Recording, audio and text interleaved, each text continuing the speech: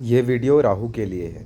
जिसका राहु पहले 7वें 8वें या 12वें भाव में हो, जिसकी राहु की दशा आने वाली हो या जिसने बचपन या जवानी में राहु की महादशा को जिया हो, वह इसे ज़रूर महसूस करेगा। क्योंकि राहु की नॉलेज जो है वो किताबों से नहीं मिलती, ये ज़िंदगी को जीने से ही पता लगता है। तो कई लोग कहते हैं उन्होंने राहु को कंट्रोल में कर लिया है, पर यह संभव नहीं है। वेदों में कहा गया है छाया ना नियत है, छाया अनुसरती। छाया को पकड़ा नहीं जा सकता, ये केवल साथ चलती है। तो सबसे पहले हम समझेंगे कि राहु है क्या। तो जैसे कि आप जानते हैं, राहु एक शेडो प्लेनेट है, राहु छाया है। तो आप देखिए, जिस भी व्यक्ति का राहु की दशा चल रही हो या किसी भी प्रकार से राहु चल रहा हो, किसी भी प्रकार से, तो वो बंदा अपनी इच्छाओं के पीछे पागलों की तरह भागता है, दिन रात पैसे के पीछे भागता है या भोग विलास इन चीज़ों के पीछे भागता है। और जिसकी केतु की दशा चल रही है वो बस चीज़ों से दूर हो रहे हैं, रिश्तों से दूर हो रहे हैं, पैसे से दूर हो रहे हैं, हर चीज़ से दूर हो रहे हैं, डिटैच हो रहे हैं, डिटैचमेंट की फीलिंग आ रही है। तो जो लोग साधु बन जाते हैं, सडनली सब कुछ छोड़ के जंगलों में चले जाते हैं, वो होता है या तो चंद्रमा खराब हो और केतु की उस पर या तो युति हो या केतु की दृष्टि हो, इस प्रकार से। और यदि राहु चंद्र एक साथ हो तो इंसान जो है वो षड्यंत्र रचता है, चालें चलता है, अफेयर्स रखता है, मतलब अलग अलग चीज़ें दिखाता है। तो राहु जो है वो हमारी पास्ट लाइफ की डिज़ायर्स को दिखाता है, जो हमने पिछले जन्म में हमारी जो इच्छाएं थी, जो जो हमने करना था, जो रह गया था। और केतु दिखाता है जो हमारा पास्ट लाइफ का कर्मा था, जो कर्म थे हमारे, उस चीज़ को केतु दिखाता है। उसी प्रकार सैटर्न जो है वो इस जीवन के कर्मों को दिखाता है। इस जीवन में जो हम कर्म करेंगे वैसा रिजल्ट हमें देगा सैटर्न। जो पास्ट लाइफ के हमारे कर्म थे उनका रिजल्ट हमें देता है केतु। और जो राहु है वो हमारी डिज़ायर्स हैं, जो पास्ट लाइफ की डिज़ायर्स थी। तो अब समझते हैं, राहु छाया है तो इसे नियंत्रित नहीं किया जा सकता, बस इसके साथ चलना सीखा जा सकता है। राहु को कंट्रोल करना मतलब अपनी इच्छाओं को मिटाना, अपने मोह को ख़त्म करना। और ये तब तक संभव नहीं है जब तक हम मानव हैं, क्योंकि राहु वही है जो मनुष्य को चाहत देता है। राहु की कोई सीमा नहीं है। जो भी नवग्रहों की टोटल पावर है वो एक राहु के अंदर है। वह नियम नहीं मानता, वह ऊर्जा का प्रतीक है, जो कहता है कि जैसे मान लीजिए हमें कोई इच्छा है, मान लीजिए किसी की राहु की दशा है, जो आप इस वीडियो को सुन रहा है वो रिलेट कर पा रहा होगा। तो उसकी उसका ऑब्सेशन किसी चीज़ को लेके ऐसा होता है कि जी मुझे ये चाहिए तो चाहिए। तो वही चीज़ जो है वो राहु है। वेदों ने राहु को स्वरभानु कहा है। वह असुर जिसने अमृत पीने की कोशिश की और जिसके सिर को विष्णु ने अलग किया। सिर बन गया राहु, धड़ बन गया केतु। वह अधूरा है, इसलिए चीज़ें अधूरी चीज़ों की तलाश में रहता है। यही कहानी है और यही उसका श्राप भी है। जैसे कि आप देख सकते हैं, मान लीजिए लग्न में राहु है, सप्तम में केतु है, तो व्यक्ति की लग्न में राहु है, ठीक है, तो व्यक्ति को डिज़ायर होगी, इच्छाएं होंगी, मल्टीपल इच्छाएं होंगी। अब उसका केतु 7th हाउस में बैठा है, तो राहु को क्या चाहिए, केतु मतलब सर को क्या चाहिए, अपना शरीर।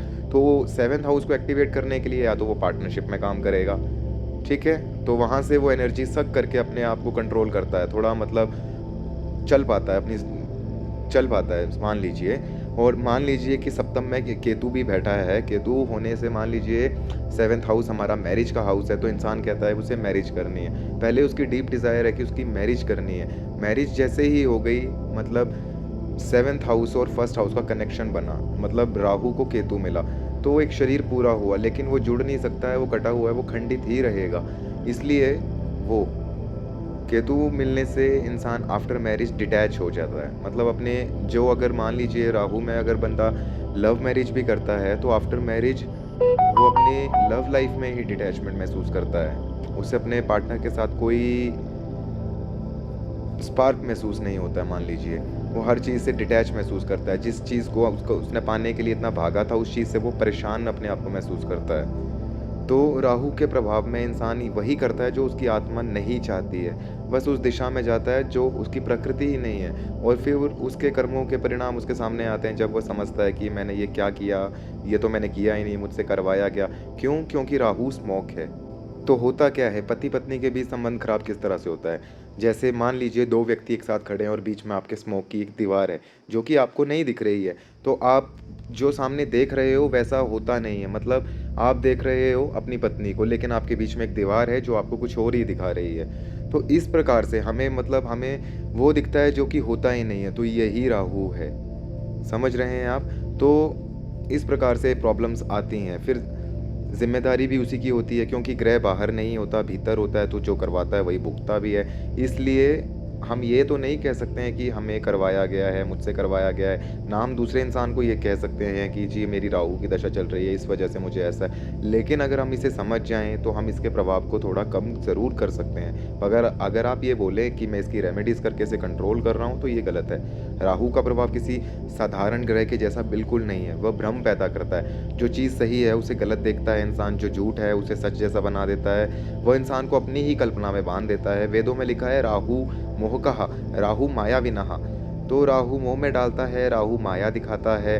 राहु की दशा में जो होता है वह न केवल व्यक्ति को हिलाता है, वह उसके परिवार, रिश्तों और समाज की नज़रों को भी बदल के रख देता है। वह सब महसूस करते हुए भी कुछ समझ नहीं पाता। उसे ऐसा लगता है कि हो क्या रहा है। मेडिकल टर्म्स में हम चलेंगे तो उसको हेल्थ इश्यूज़ आते हैं, लेकिन मेडिकल फॉर्म में कुछ दिखता ही नहीं है कि उसकी हेल्थ में हो क्या रहा है, क्योंकि राहु शैडो है। तो राहु का काम है तोड़ना, भ्रम तोड़ना, नकाब उतारना और दिखाना कि जो दिखाता है वह सच नहीं है।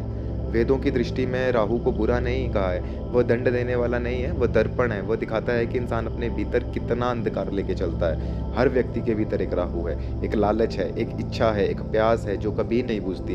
वह प्यास ही राहु है। जब तक वह शांत नहीं होती, जीवन में शांति नहीं आती। राहु चाहता है कि इंसान अपनी सीमाएं तोड़े। वह सिखाता है कि अंधकार भी शिक्षक हो सकता है। वह गुरु नहीं है, पर सबसे कठिन परीक्षा वही लेता है। राहु जब आता है तो सिर्फ बाहरी चीज़ें ही नहीं छीनता, वह अंदर की शांति को छीन लेता है। वह अहंकार को तोड़ता है। वह दिखाता है कि जो इज्जत, जो नाम, जो पहचान तू समझता है कि तेरी है, वह पलट के मिट भी सकती है।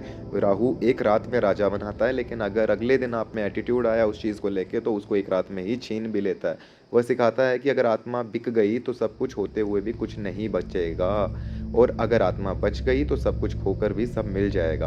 वेदों में कहा है अहम ब्रह्मास्मि। जब इंसान ये समझ लेता है कि अपने कर्मों का स्वामी है, तभी राहु का प्रभाव कम होता है, क्योंकि तब राहु का भ्रम टिक ही नहीं पाता। तो राहु की असली शक्ति है भ्रम, और उसकी सबसे बड़ी हार है सजगता।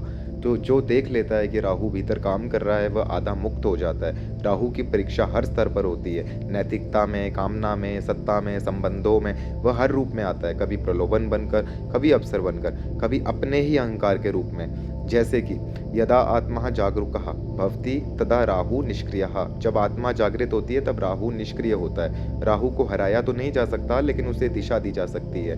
मतलब देखेंगे, राहु एक छुट्टा सांड बोल सकते हैं। मतलब राहु वाले इंसान के अंदर इतनी एनर्जी है, इतनी एनर्जी है, लेकिन उसे पता ही नहीं उसे करना क्या है। इसलिए वो हर जगह काम करता है, छोड़ता है, करता है, छोड़ता है, क्योंकि उसका कोई गोल फिक्स नहीं है। तो आप इसे एक गोल दे दीजिए, फिर उसे देखिए।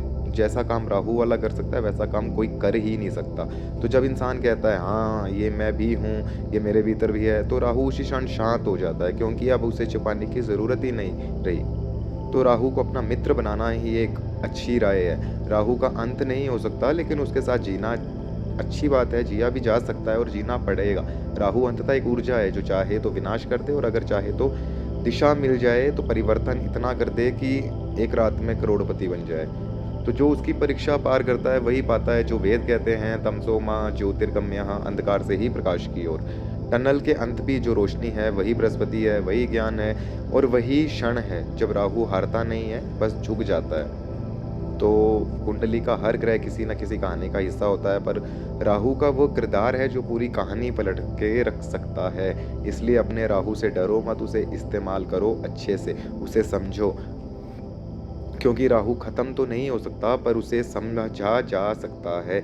उसके लिए डर का अर्थ खत्म हो जाता है, क्योंकि जब हम अपने आप को समझ लेंगे तब सब कुछ अच्छा है। जब हम दूसरे को समझ के उसे बदलने लगे रहेंगे तो हम ज़िंदगी भर परेशान रहेंगे।